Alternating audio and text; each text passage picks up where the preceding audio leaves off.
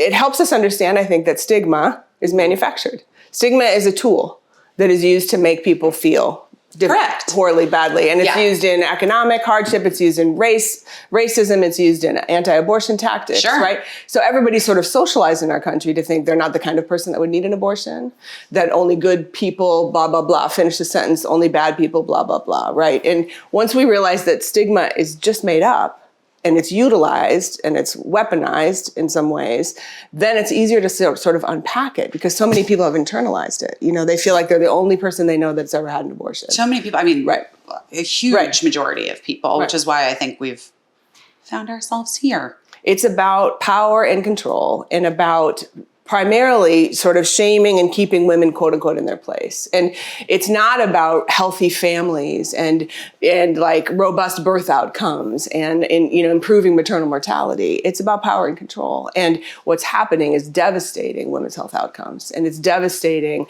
Anybody who can become pregnant is desperate right now because their lives aren't reflected by public policy. It doesn't represent the majority of people's beliefs, not even in Texas. Like the majority of people support access to safe abortion in their local community. Correct. And yes, even in Texas, right? And so these elected officials, it's no accident that they're trying to restrict voting rights and abortion rights at the same time. And the people who come here, they need the care just like they did before this law was passed. Right. These laws don't do anything to prevent the need for abortion, right? And so they're just blocking people from getting access to care like we can provide in our clinics, right?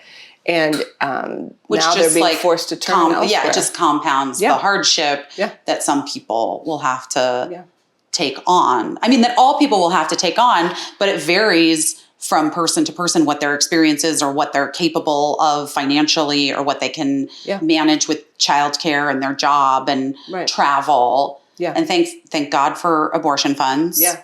It's helping tremendously. Many of the people we serve are parenting already, almost 70%.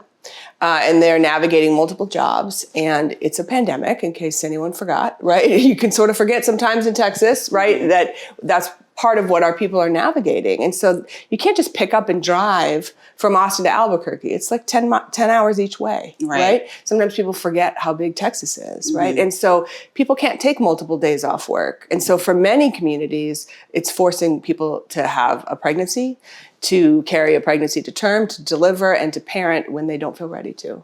People need abortion care. It makes our communities safer. It makes our families healthier, right? Right. Well, it actually makes the economy stronger. Right. We know the autonomy and equality for all people makes the economy better. Right. Because the workforce can be more varied.